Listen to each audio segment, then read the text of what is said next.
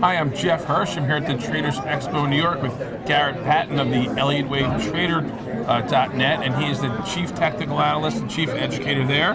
And you have some thoughts on the German Dax, on what the technical setup is there. What's going on over in Germany?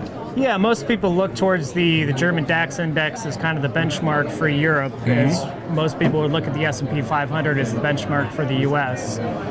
At the end of last year, a lot of the European markets were a lot weaker than the US markets, topping out much earlier in the year, a lot of it in May of 2018, whereas we continued to rally in US markets into about a September top of last year.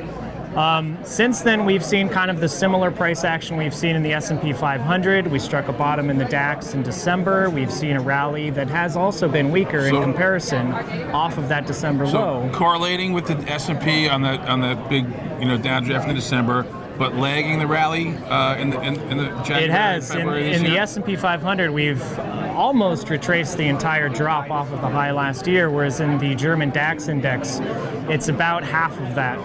Rally so far has been retraced. So what is the Elliott wave theory and your other technical analysis tell us what we should be seeing in the DAX in the coming months?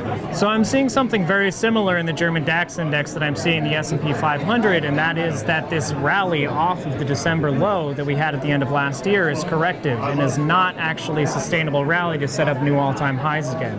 And that the overall correction that we began last year is not complete yet, and we will see lower levels below those levels that we saw in December of 2018. So we're either short the DAX or getting out of longs right here, or being a little patient before we get back into it? If you're long in the German DAX, I would definitely recommend tightening up stops and being a little bit more cautious as far as entering into a price territory where a possible top can form.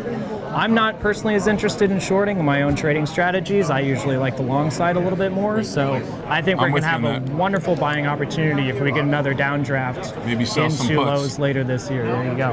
All right. Look for a better buying opportunity in the DAX. Thanks very much. Thank you.